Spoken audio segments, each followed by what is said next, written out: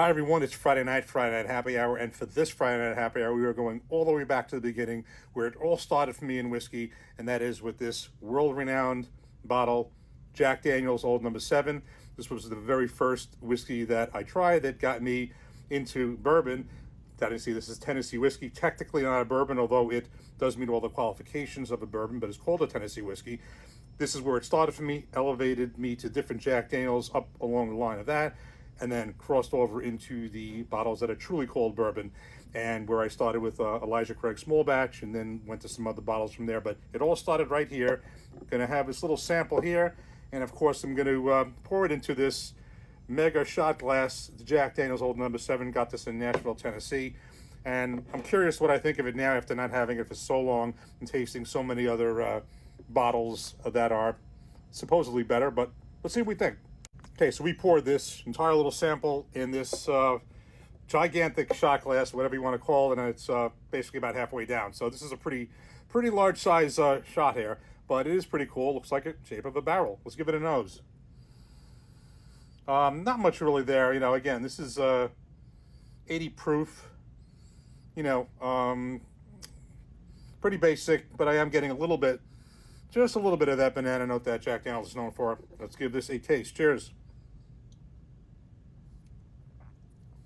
I was going to do this as a shot, but let's just taste it first because I want to truly see what it tastes like.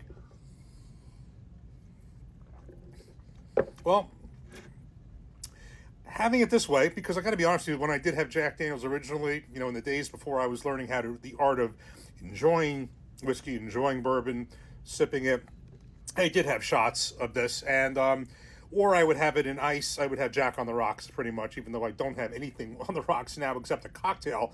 I generally have my pours neat, but that's the way I had it. So it's kind of different to taste it this way.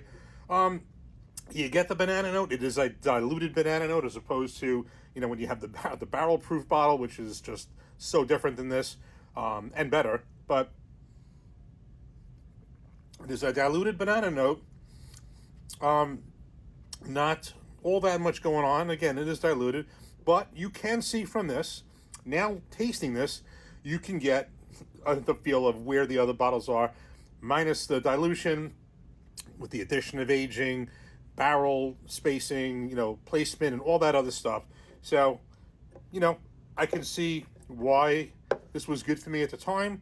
I liked it on the rocks. I still don't think it's bad. You know, it's certainly not bad. I mean, I'm never going to think this is bad. This is where it started for me.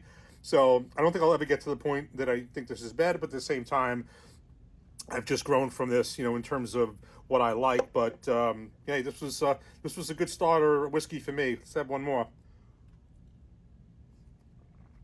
We'll finish this up, and I do like it in this little gigantic shot barrel. Cheers. Have a great weekend.